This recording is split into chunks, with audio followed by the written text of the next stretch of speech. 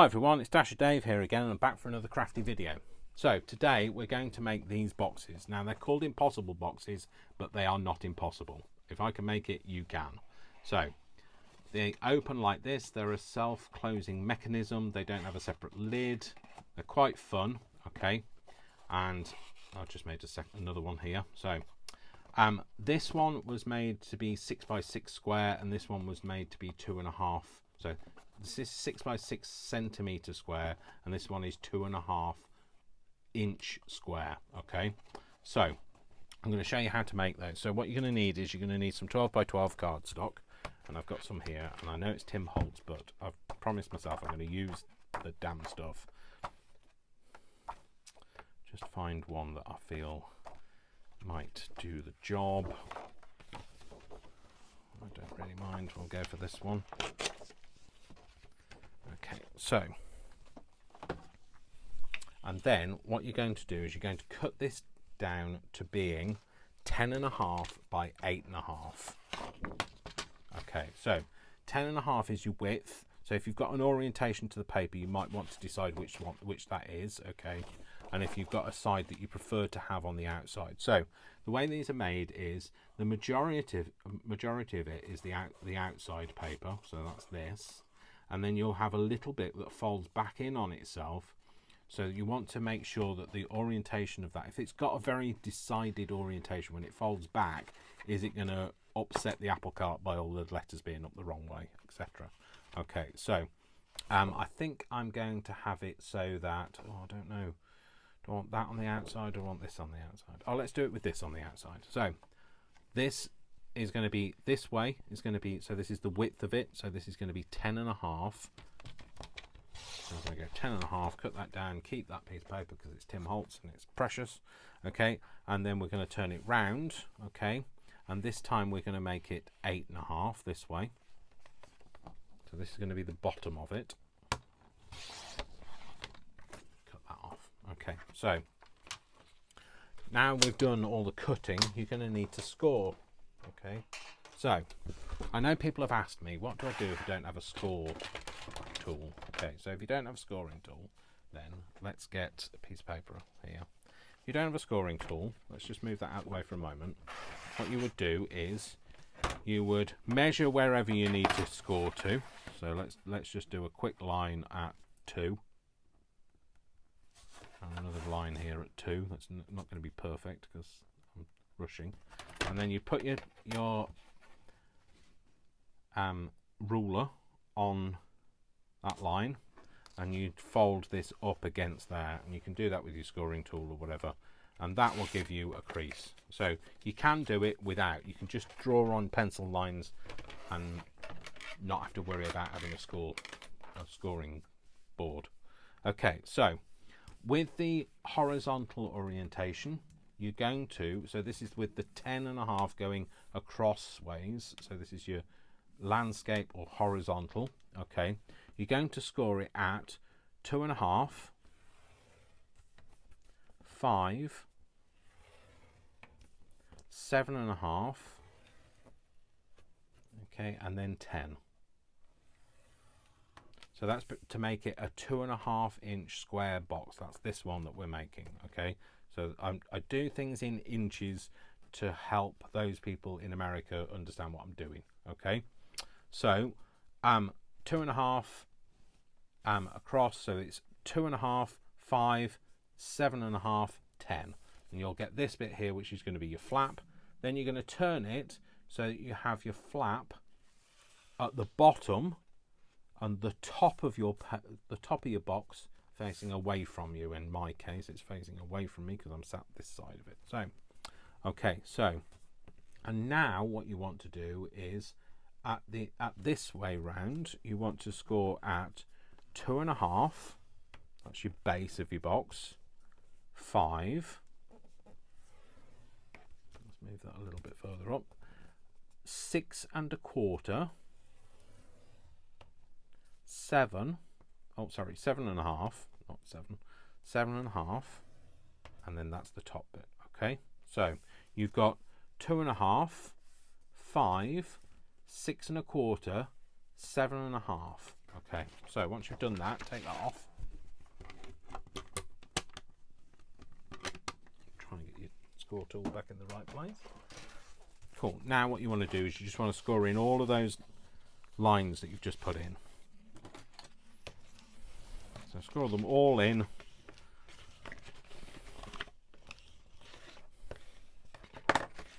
And that's what we're going to do to start with. Get all of them scored in nicely. Cool. Okay, now flip it open and then score this little flap in. And then all of your other lines.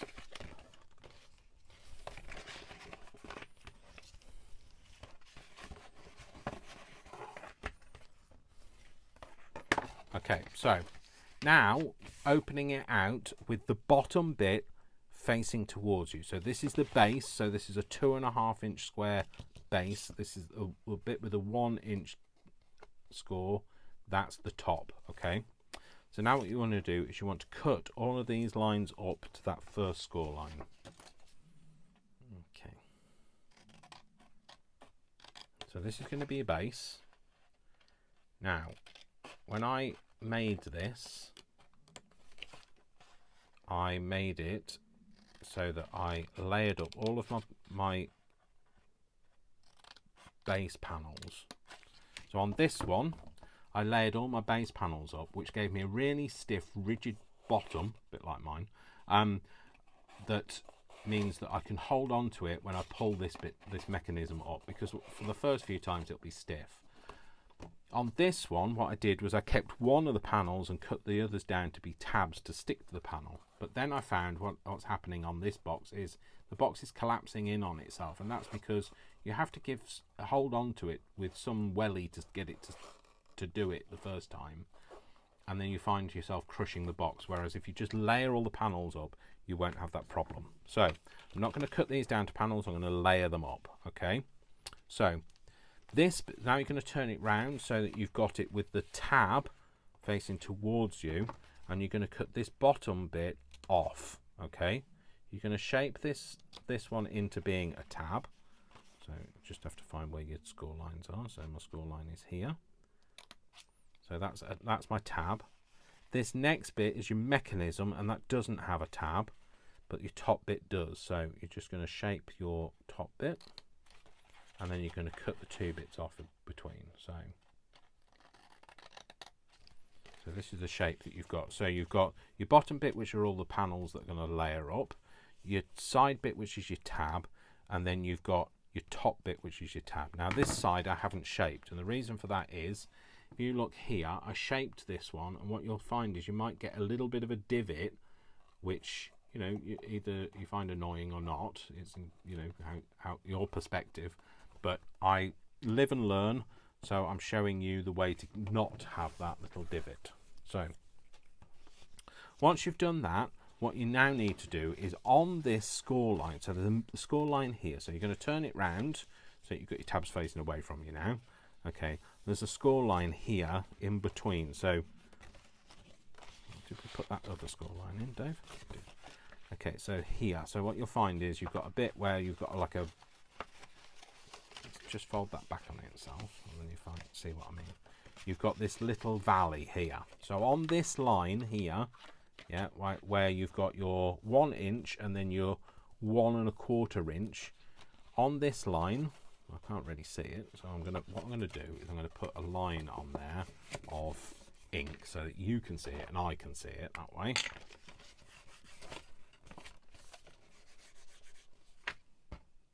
Okay, so now you can see it. There we go. So on this line, okay, what you need to do is each one of these panels you need to find the middle of. Okay, so half of 2.5 is 1 1/4.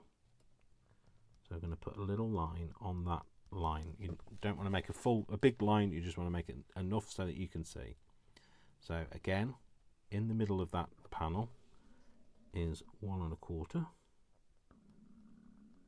I'm sorry, my stomach is rumbling and I don't know whether you can hear that, but it is really going for it. It's like wants a whole conversation.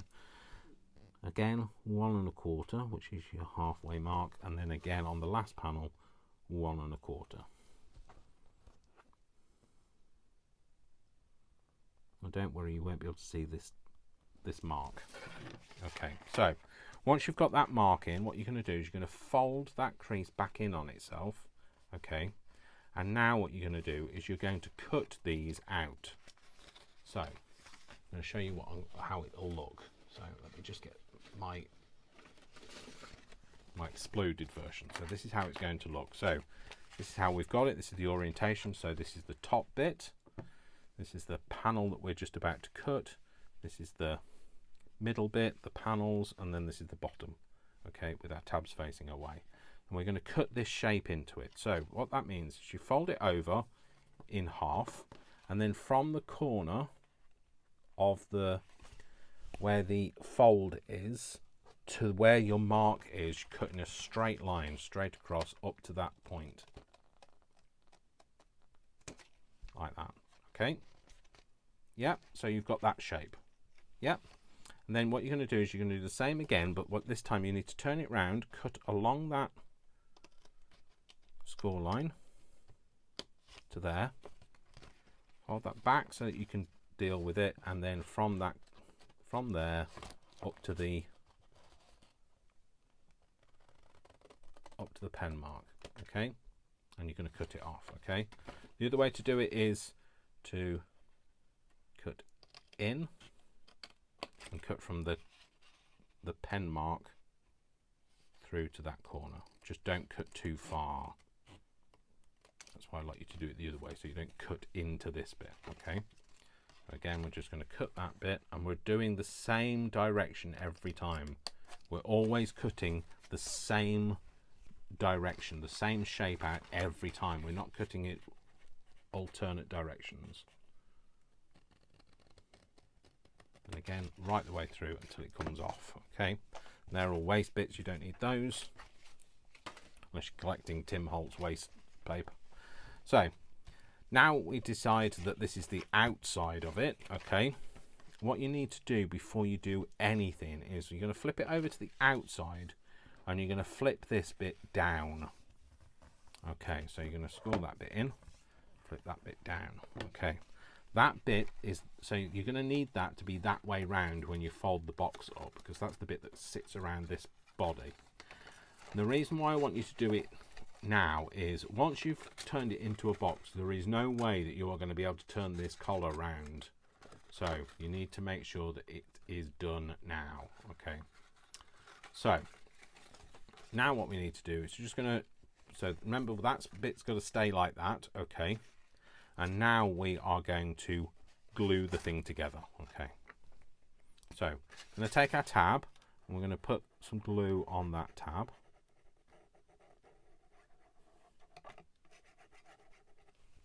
Okay, I'm just going to smoosh that in a bit. There we go. And then remember, whenever you're gluing two parts in a box, you need to be able to see the corner. If you stick your panel too far over, you'll hide the corner, and then that's not a full box. So there we go. So you need to be able to see that corner. So you don't want it to be hidden by the panel. So you don't want this bit that you're sticking down to hang over that edge. Okay, so we're just going to flatten it out a bit so that we can shape it and get it straight like that. Fine, and then we're just going to stick that down. Okay, so now what we need to do is we need to open this all back up again. Okay, I'm going to stand it upside down for the moment. Okay, and we're going to decide which one of these we want as our bottom panel. I think I'm going to use that as my bottom panel. Okay, so that first bit goes in. Yeah, we're going to glue all over the top of there. We can glue all of the successive panels to that one. So do that, then fold one in from the side and glue that one. And glue on there.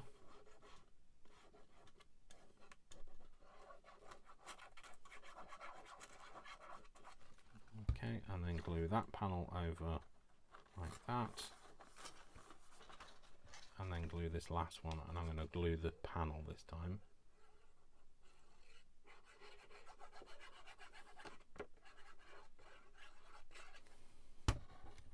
Okay, and I'm going to fold that over, and that's going to be your bottom panel. So remember, That's just to give you a bit more rigidity for the mechanism. So once it's done, get in there with your score tool and just push it all down to make sure you've got a nice bond. Okay, so there we go. So now what you need to do is you need to glue the collar part of it. Okay, so the collar you don't glue here, so don't glue it now. What you're going to do is you're going to collapse it down in on itself, and you're going to glue it at this point. So you see it sort of needs to be a little bit bigger because it's going around the circumference of the same size box, and that's when you'll be glad you didn't cut out that big divot, because you'll be able to line it up nicer. So that's going to go inside there. We need to put a bit of glue on there to make sure it all sticks down nicely. Again, just smoosh that out, and then we're just going to line that up. Now you don't want to pull it too tight, because it will make it really difficult for you to use the mechanism. You aren't going to get this to line up perfectly because of the way it's sat round the whole of the outside of the box. Okay, but you can kind of shape it a little bit and get it as far in as you can. Okay, so there you go, and that's it. So this is now your impossible box. Now the first few times you might find it sticks a little, okay, but it will get easier to use. Okay, if you're really having problems because you've used some thicker card, the one suggestion I have for you is that you use something that I can't find now. Oh no, there we go, a candle. Okay, and all you need to do is put a little bit of this on that top corner on all four sides. So do your inking first, because once you've done this you won't be able to get any ink to stick to this. On there, and then that will just give you a bit more, it will help you to glide for the first few times. Okay, so that's it, and that's your impossible box. So like I say, it's not impossible. Even the word itself is not impossible. So there we go, that's another little box for you. So like I say, you can embellish that up, you can put your own mark on it like I've done with these stickers and things. You can ink it, so you can go over it with your ink pad and make it all nice and grungy. I've re-inked this, so this is going to be quite grungy once I put this on here. And then you can make it all look nice and old, so like it's been around for a while, because you know that's one of the things that I like to do. If you don't like to do it, then don't do it. So nobody's making you. So I hope you'll give it a go. Like I say, you can make it any size that you want to. The only limitation is however big your cardboard is.